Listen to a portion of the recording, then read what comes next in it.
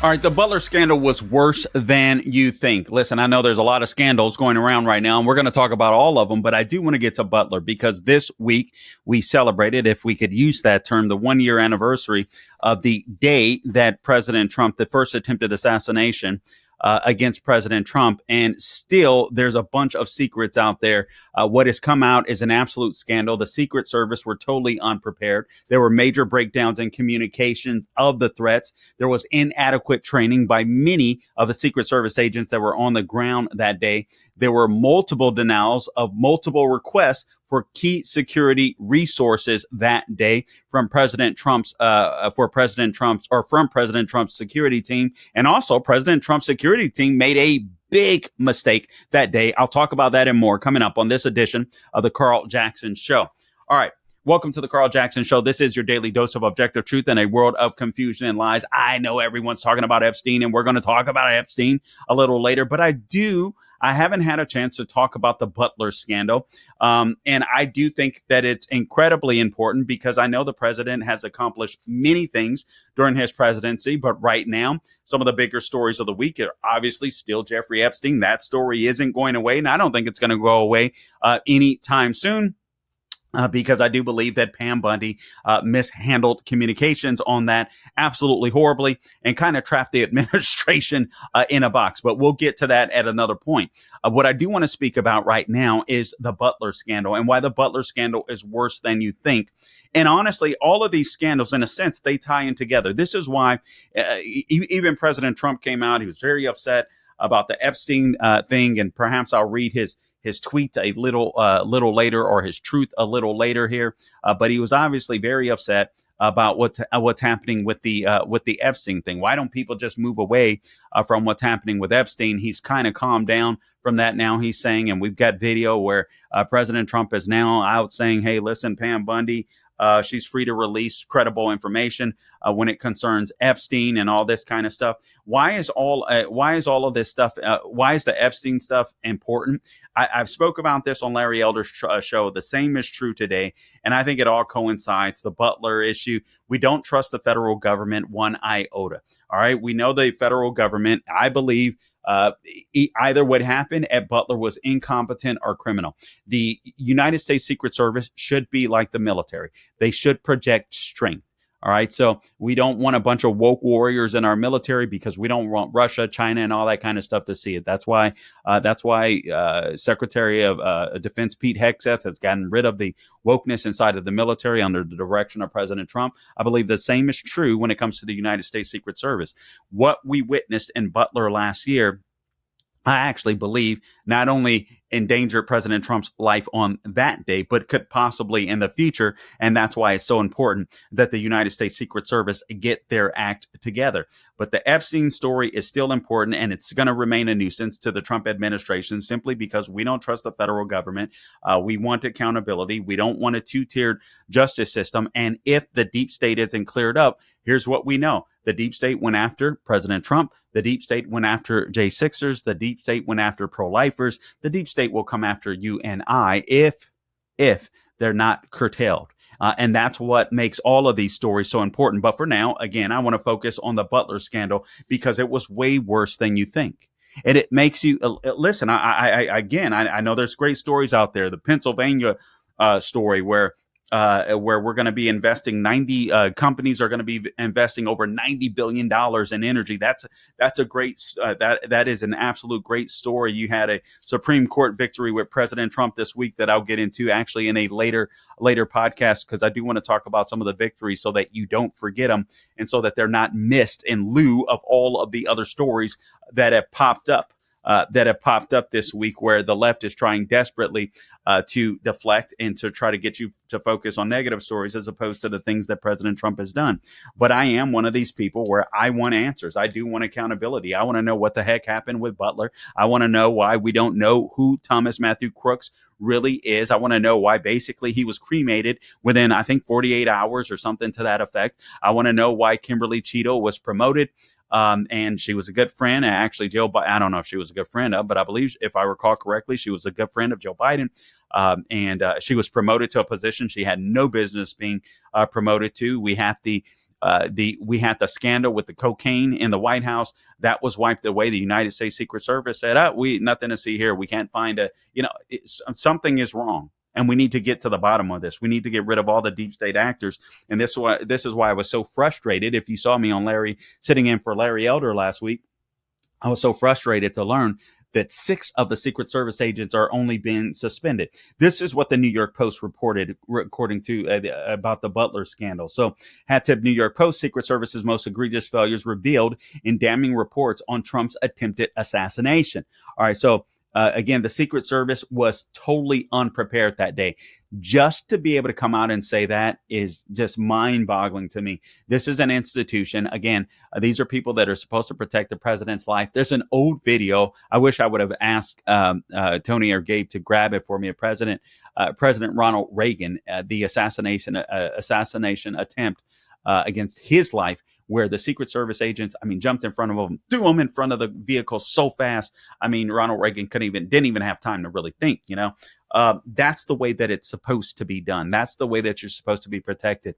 And again, the people that came out on the stage when President Trump was shot by the attempted assassin, and sadly, Corey Comparatore was murdered by the assassin. But there was a woman who I recall at the time, I believe it was Eric Trump, Donald Trump Jr., I can't remember which one, said she was extremely loyal, extremely good agent. Well, that's great. She should protect someone that's her own height or shorter, because President Trump was too tall for her to be able to cover his head. And I'm not knocking her, because from what I understand, she was one of the better agents there that day. But honestly, he was just too big for her to be able to cover it. It's little stuff like that. But and the New York Post writes how there were major breakdowns in the communication of threats. There was inadequate training, and again, a denial of multiple requests for security resources. Senator Chuck Grassley and Rand Paul outlined the agencies, what they say are quote unquote inexcusable negligence before, during, and after the attempt on Trump's life, and what they called a cascade of preventable measures or failures. And that's exactly what we saw. Many of the findings were previously reported, but the parallel reports by the chairman of the Senate Judiciary Committee and the Homeland Security Committees offer definitive accounts of what really happened that day. And that's what I'd like to go through. And I literally did an outline of this stuff. It is mind-boggling. Again, this stuff is worse than you think. Major breakdowns in communications of threat. Some agents on the scene were inadequately trained. Again, multiple requests were denied. Again, the United States Secret Service, their actions that day, in my opinion, they were either criminal or incompetent. I hate to say that, but they were either criminal or incompetent. I don't know, maybe criminal at worst, incompetent at best. But it's really scary when you think about it. So here's the security access. Access was denied. So Trump's security team was denied multiple requests by the Secret Service for more security resources.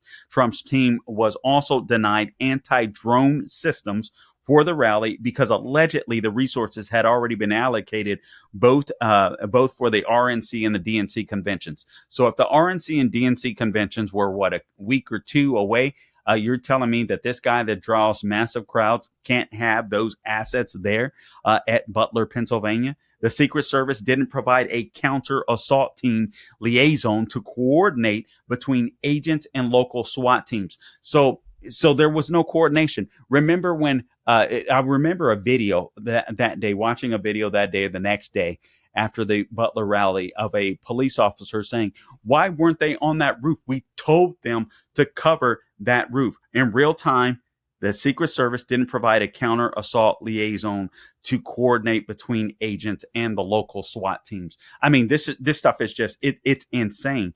Thomas, the murderer of Corey Comparatore, Crooks, used a drone to surveil the scene, right, for hours before heading to the rooftop. You guys saw the video. People saw him. This is just crazy. Even getting more marksmen was a problem for Trump's team.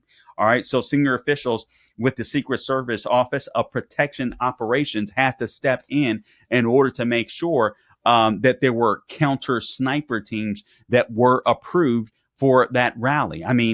that hadn't happened, maybe that shooter would not have been killed so swiftly. Senator Rand Paul found at least 10 major requests from Trump's security team denied by ex-Secret Service Director Kim Cheeto. And that's why I think there needs to be an investigation on this woman. Who was Kim Cheeto? I mean, I got some old stories here from back right after the rally from Breitbart. Butler Township Commissioner. Local police were strictly tasked with traffic control. A New York Post from July 13, 2024. Thomas Matthew Crooks ID'd as gunman who shot Trump during the rally. Former Secret Service chief wanted to destroy evidence of cocaine found in the White House, according to a report on August 5th, 2024. They're talking about Kimberly Cheeto. They're talking about Kimberly Cheeto. Secret Service Director Kimberly Cheeto, this is real clear politics, who was appointed to her position in 2022 partly because of her close relationship with First Lady Jill Biden. First Lady Jill Biden, what was going on? Mike Lindell and MyPillow employees want to thank my listeners for all of your continued support. So Mike has a passion to help everyone get the best sleep of their life. He didn't stop by creating the best pillow. He created the best bed sheets ever. Mike is offering the best deal on his Percale bed sheets. You can get a set for as low as $24.98 right now. The MyPillow Percale sheets are breathable and have a cool, crisp feel. They have deep pockets to fit over any mattress. They look and feel great, which means an even better night's sleep for me, which is crucial for my busy schedule. Also, for a limited time, when your order is over $100, you will receive $100 in free digital gifts. Man, you can't beat that with a bat. All you have to do is go to mypillow.com, use promo code Carl, C-A-R-L, I don't spell it like the communists, to receive the MyPillow Percale sheets for as low as $24.98. Order now or call 800-858-0263. Don't forget, use the promo code Carl.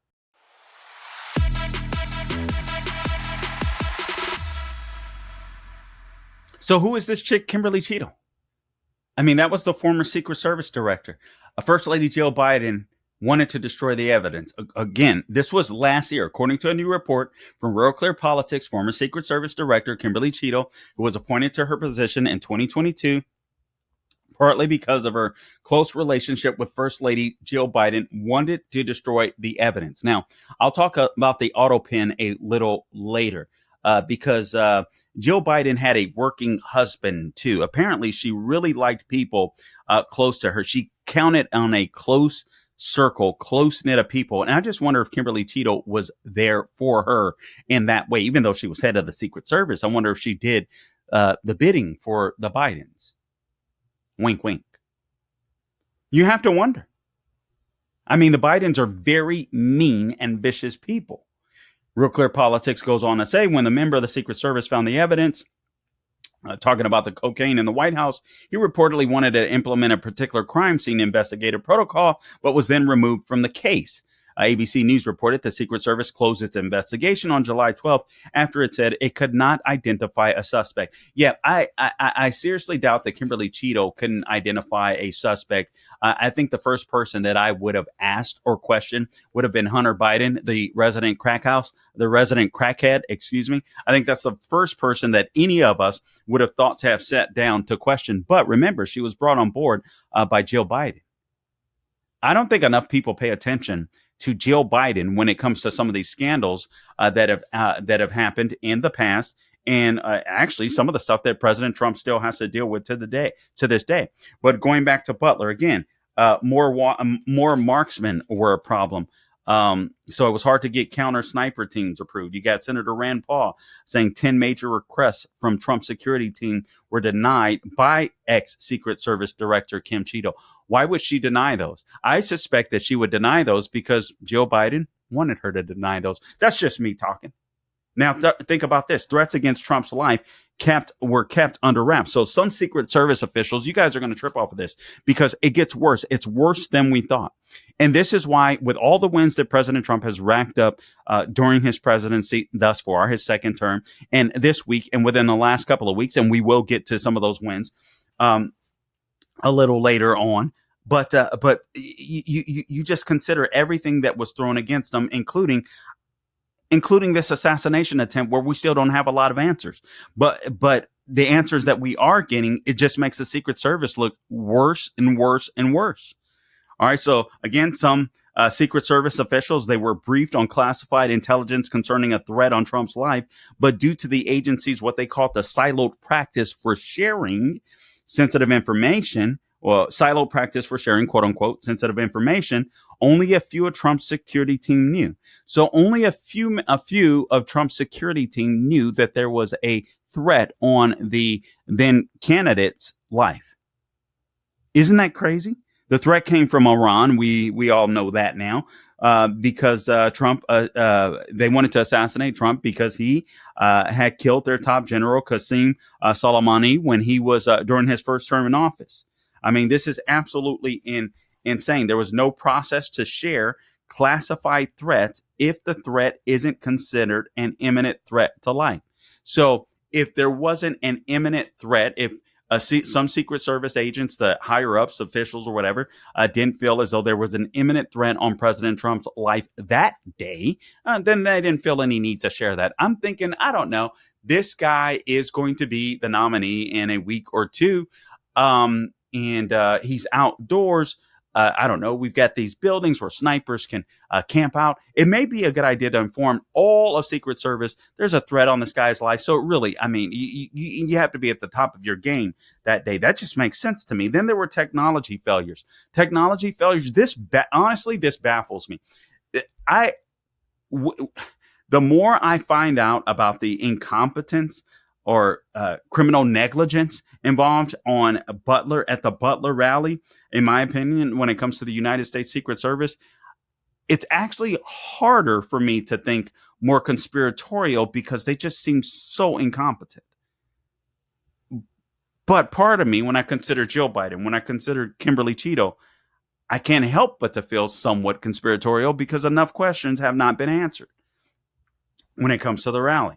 Consider the technology failures. The agency's anti-drone technology malfunctioned before the rally. I think it was 8 hours or so before the rally. It took hours to repair because there was no one on the scene that could repair it quickly. Or actually, it took, the anti-drone technology malfunction. I believe it was hours before the rally, and then it took up to 8 hours to repair, if I recall correctly. Those numbers may be off, but bottom line, they didn't even have anybody on staff that day to be able to prepare anti-drone technology, to repair the anti-drone technology. Meanwhile, you had the murderer crooks out there flying a drone around and surveilling the area hours before the rally began. And you guys saw video. Plenty of people were like, what the heck is going on? Plenty of people saw him walking around, looking weird, looking at the tops of buildings, setting a ladder out. I mean, it's the craziest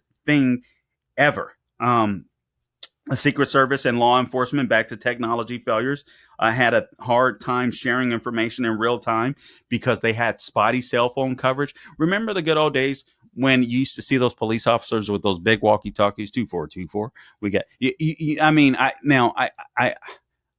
I realize I don't know if people, given technology that exists today, I don't know if that's something that they just won't use. Maybe the frequencies get mixed, or they're scared people can listen in, or the wrong people can listen. I don't know.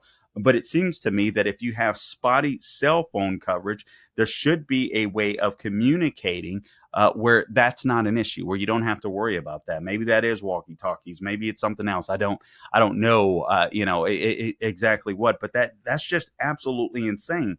All right. So there wasn't, there was spotty cell phone coverage, and there wasn't, and isn't to this day, a proactive policy in place, troubleshooting policy to deal with audio and data communication challenges. So the United States Secret Service, this scares the bejeebers out of me.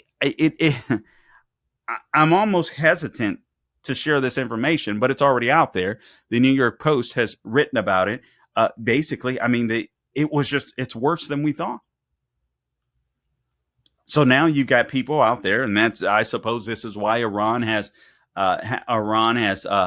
basically has a GoFundMe, and I shouldn't say that because it's not a GoFundMe, but are raising money to try to assassinate Trump. They still want to assassinate the guy.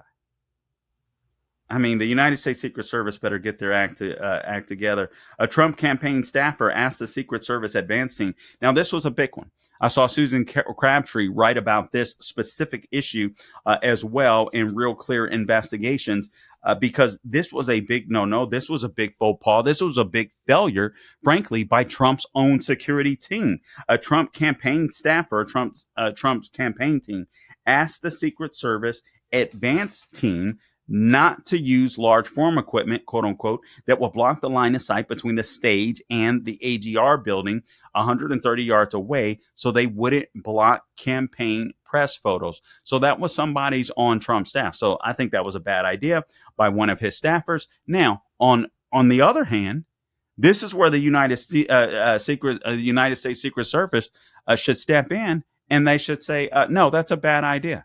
That's a really dumb idea. We're going to use these large pieces of equipment to make sure that if in the event that the president was going to come under fire, we would have these big machines to be able to duck behind, or they would skew the view of a shooter. But no, that's not what they did. Apparently, they okayed it. And what they used instead was the Jumbotron and a large flag. So we see how that worked out. The advance team was oblivious to the Iranian threat. The advance team that was oblivious to the Iranian threat to Trump, again, decided to use a Jumbotron and a large flag to protect the Trump to protect Trump instead. The advance team, oblivious to the Iranian threat. Now,